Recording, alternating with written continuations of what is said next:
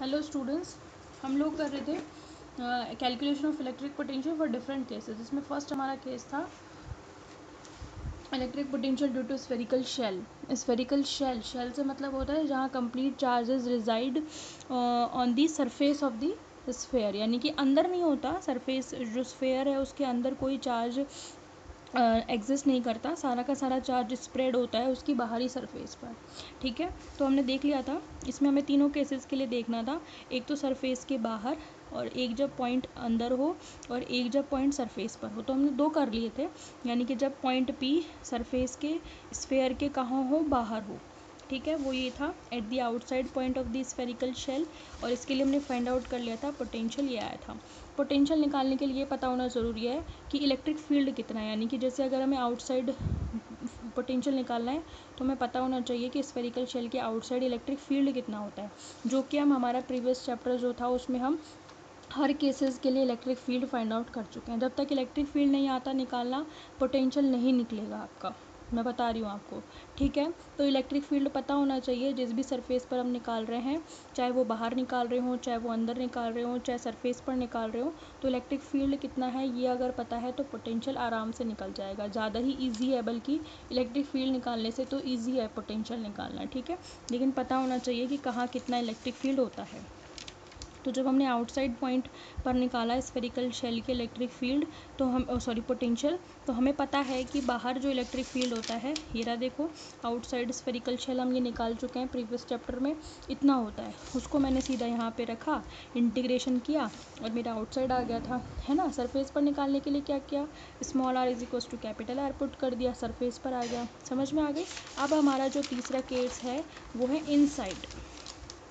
Number third हमारा जो case है वो है at the point inside the spherical shell. ये ध्यान से देखना थोड़ा सा, ठीक है।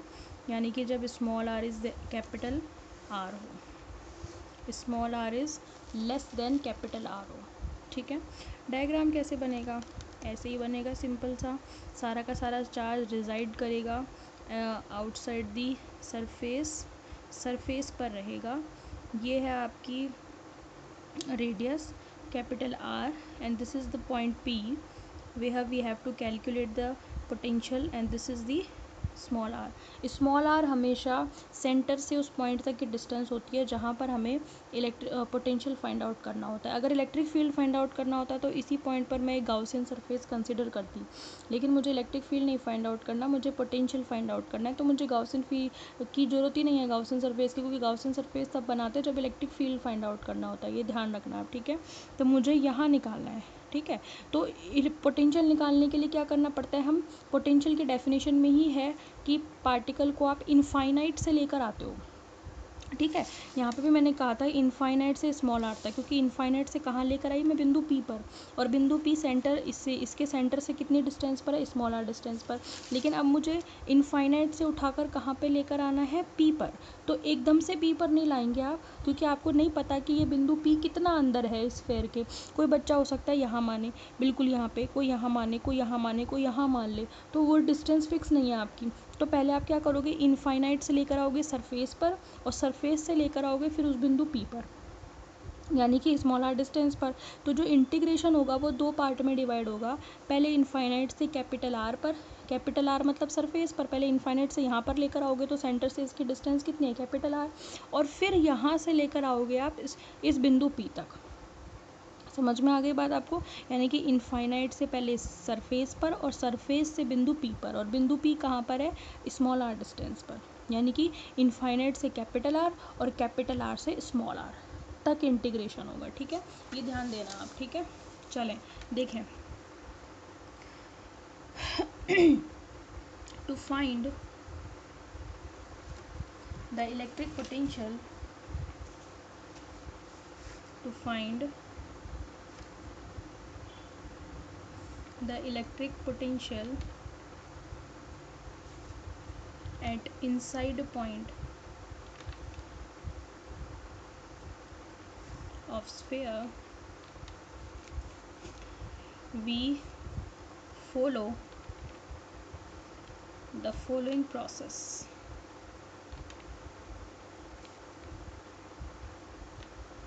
ठीक है, पोटेंशियल की डेफिनेशन तो यही होती है, इनफाइनाइट से लेकर small R E dot D R, लेकिन ये दो पार्ट्स में डिवाइड होगा।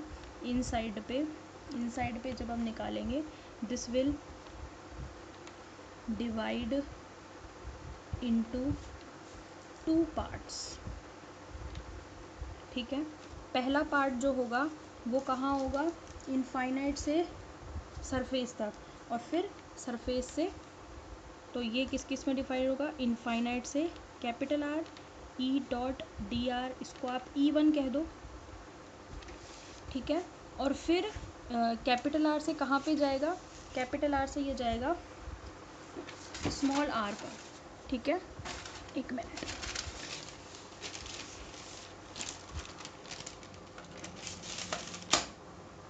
ठीक है, प्लस कैपिटल आर से लेकर के स्मॉल आर E2 डॉट,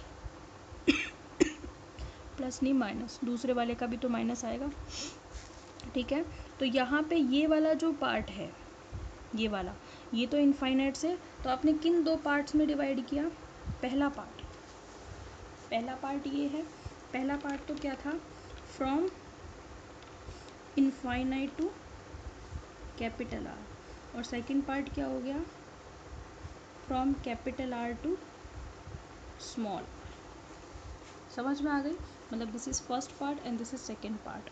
तो आपको पता होना चाहिए कि E1 कितना होगा यहाँ पर, मतलब इनफाइनाइट से लेकर यहाँ तक, यानी कि सरफेस पर इलेक्ट्रिक फील्ड कितना होगा ये पता होना चाहिए। फिर इलेक्ट्रिक फील्ड अंदर कितना होगा, भाई कैपिटल आर से स्मॉल आर का मतलब ये है अंदर वाला पार्ट, स्फेरिकल शेल के अंदर वाला पार्ट, और हमें पता होना चाहिए स्फेरिकल शेल के अंदर इलेक्ट्रिक फील्ड कितना होता है। ठीक है, तो इसको मैंने नंबर डाल दिया। कल हम कितने इक्वेशन डाल चुके थे, 4 तक, है ना, तो ये हो गई 5। Therefore as we know, electric field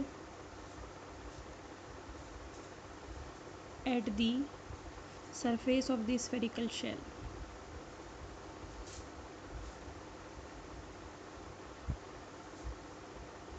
कितना होता है, E इज इक्वस टू, तो E1 कितना हो जाएगा, 1/4 pi epsilon naught Q upon R। ठीक है, यानी कि वो तो यहाँ काम आएगा E1 में, भाई आप कहाँ से कहाँ तक आए, इनफाइनाइट से लेकर सरफेस तक आए तो सरफेस का इलेक्ट्रिक फील्ड काम में आएगा, फिर आप कैपिटल आर से स्मॉल आर, तो अंदर वाला इलेक्ट्रिक फील्ड काम में आएगा। ठीक है, नाउ ये तो हो गया first. Now electric field inside the spherical shell कितना होता है, स्फेरिकल शेल के अंदर इलेक्ट्रिक फील्ड 0 होता है भाई। ये दो चीज़ ध्यान रखने की हैं आपकी, 6 और 7। समझ में आई बात, यानी कि ये कंक्लूजन नहीं है, लेकिन ये ब्रैकेट में इसलिए बंद किया क्योंकि इंपॉर्टेंट है, ये पता होने चाहिए, पेपर में आपको ब्रैकेट में बंद करने की ज़रूरत नहीं है। ये इनको मैंने हाईलाइट क्यों किया है, क्योंकि ये आपको याद होने चाहिए भाई, मतलब डेरिवेशन करना आना चाहिए पर रिजल्ट्स याद भी होने चाहिए। आपको पता होना चाहिए कि स्फेरिकल शेल के सरफेस पर कितना होता है, बाहर कितना होता है, अंदर कितना होता है। तो सरफेस पर इतना होता है, अंदर तो चार्ज ही नहीं होता, तब चार्ज ही नहीं है तो फील्ड तो ज़ीरो ही होएगा, क्योंकि फ्लक्स ज़ीरो होगा। समझ में आ रही है, याद है ना, प्रीवियस चैप्टर में सब बताया मैंने आपको। तो E1 इतना होगा, E2 ज़ीरो होगा, तो ये वाला इंटीग्रेशन तो ख़त्म, केवल यही इंटीग्रेशन बचेगा। Therefore put 6 and 7 into 5, V inside infinite to capital R, E1 रख दो 1/4 pi epsilon naught Q upon R, और साथ में dr। समझ में आ गई बात, ठीक है। एक चीज़ देखो आप, ये आता है आपका KQ अपॉन R स्क्वायर आता है ना, हाँ तो ये स्क्वायर आएगा। ठीक है, मतलब ये तो कहाँ होता है, सरफेस पर होता है। तो लेकिन जब हम इंटीग्रेशन करेंगे तो कैपिटल आर स्क्वायर थोड़ी रख सकते हैं, फिर इंटीग्रेशन मुझे स्मॉल आर के रिस्पेक्ट में करना है, तो यहाँ पे हम क्या रखेंगे, स्मॉल आर स्क्वायर रखेंगे, ये ध्यान रखना। फिर 1/r² का इंटीग्रेशन -1/r होता है, फिर इंटीग्रेशन रखोगे तो कैपिटल आर आ जाएगा अपने आप खुद के। बाकी इलेक्ट्रिक फील्ड होता इतना है सरफेस पर, क्योंकि सरफेस पर स्मॉल आर ही होता है, लेकिन हम सरफेस पर small R is equal to capital R होता है, इसलिए हम रख देते हैं कैपिटल R²। समझ में आ रही है बात? बाकी डिस्टेंस तो स्मॉल आर ही होती है, ठीक है। इंटीग्रेशन करोगे तो आपका Q/4πε0 बाहर, 1/r² का -1/r, तो माइनस माइनस प्लस हो गया, ठीक है। तो ये आपका 1/r, लिमिट रखोगे इनफाइनाइट से कैपिटल आर पर, upper limit minus lower limit, lower limit तो जीरो हो जाएगी, अपर लिमिट में क्या बचेगा, केवल Q/4πε0 r। तो ये आपका क्या आ गया, V इनसाइड, ठीक है। ये तो जीरो हो गया भाई, यहाँ बता देना हेयर, ये आप साइड में बताना, मैं ऊपर बता रही हूँ। हेयर कैपिटल आर से स्मॉल आर, ये ज़ीरो है, dr is equals to zero, क्योंकि E2 जीरो है। यहाँ पे आप E2 जीरो रखोगे तो ये इंटीग्रेशन तो ख़त्म, तो केवल ये बचेगा आपका। समझ में आ गई? तो ये इनसाइड आपका पोटेंशियल आ गया। अब आपका ये पोटेंशियल कंप्लीट। अब पोटेंशियल जो है आपका, उसको आप ग्राफ में रिप्रेजेंट करोगे। तो जब आप ग्राफ प्लॉट करोगे, ठीक है, graph plot of potential with distance,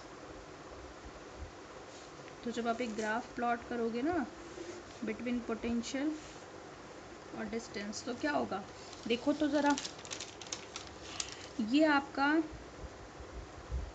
surface small R is equal to capital R, मतलब ये तो ये सरफेस है, ठीक है, ये वाला बाहर वाला और ये वाला अंदर वाला। यहाँ पे आपका small R is less than R और यहाँ small R is greater than R. यहाँ पर स्मॉल आर कैपिटल आर से बड़ी होगी, यहाँ छोटी होगी, ठीक है, ठीक है भाई। तो देखो सरफेस पर कितना आता है, सरफेस पर जितना भी आता हो, अंदर कितना आता है, अंदर देखो कैपिटल आर के इन्वर्सली प्रोपोर्शनल है, ठीक है। तो जो पोटेंशियल है वो कैपिटल आर के क्या है, इन्वर्सली प्रोपोर्शनल है। कहाँ पे, इनसाइड, लेकिन स्मॉल आर पर तो डिपेंड ही नहीं करता, स्मॉल आर पर तो डिपेंड ही नहीं करता। और आउटसाइड, आउटसाइड देखो ये आया है, यहाँ पे V is inversely proportional to small R, यहाँ पर V सरफेस पर कितना आता है, देखो एक तरीके से सरफेस पर जो आया है वो इनसाइड के बराबर ही तो आया है, सरफेस पर भी इतना ही आया था, इनसाइड भी इतना ही आया था, तो ये तो कांस्टेंट है। यहाँ तक तो अंदर से लेकर यहाँ तक तो कांस्टेंट है, और उसके बाद ये कैसा आता है, इन्वर्सली प्रोपोर्शनल, यानी कि ऐसा, यहाँ पे तो V is inversely proportional to, और यहाँ पर डिपेंड ही नहीं करता, अंदर और सरफेस पर तो स्मॉल आर पर डिपेंड ही नहीं करता। ये देखो ना दोनों केसेस, इक्वेशन 4 और 7 में स्मॉल आर पर तो डिपेंड ही नहीं करता, तो ग्राफ कैसा आएगा, ऐसे वाली स्ट्रेट लाइन आएगी, फिर इन्वर्सली प्रोपोर्शनल हो जाएगा आउटसाइड, ठीक है, ध्यान रखना इस चीज़ का, ठीक है। तो ये आपका कंप्लीट हो जाता है पोटेंशियल, ठीक है, स्फेरिकल शेल में, ठीक है भाई। अब नेक्स्ट जो आपका आता है electric potential due to charged conducting sphere.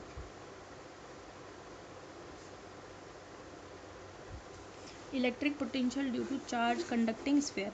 अब कंडक्टिंग स्फीयर क्या होता है, कंडक्टिंग स्फीयर वही होता है जिसमें जितना भी चार्ज दिया जाता है वो सारा का सारा उसकी आउटर सरफेस पर स्प्रेड हो जाता है, उसके अंदर कोई चार्ज नहीं होता।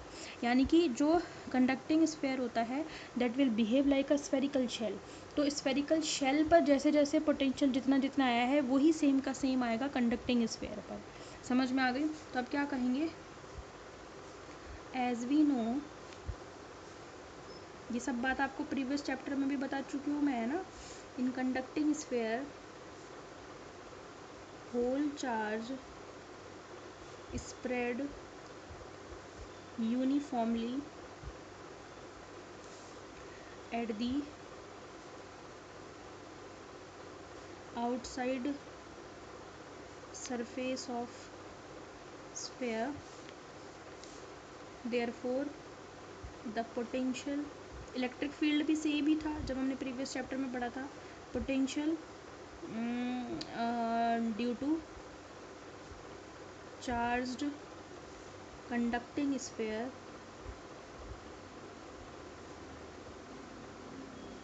is same as the potential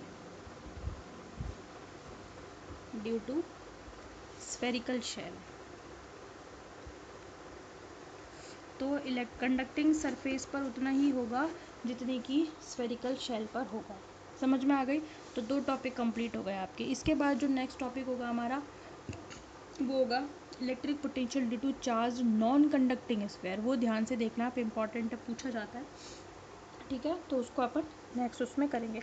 तो ये आपका पूरा हो गया है ना, स्फेरिकल शेल की वजह से कितना कितना आता है आपका, ठीक है। ये टॉपिक हो गया आपका स्फेरिकल शेल के बाहर, अंदर, सरफेस पर, ग्राफ प्लॉट और कंडक्टिंग स्फीयर पर, ठीक है। Okay, thank you.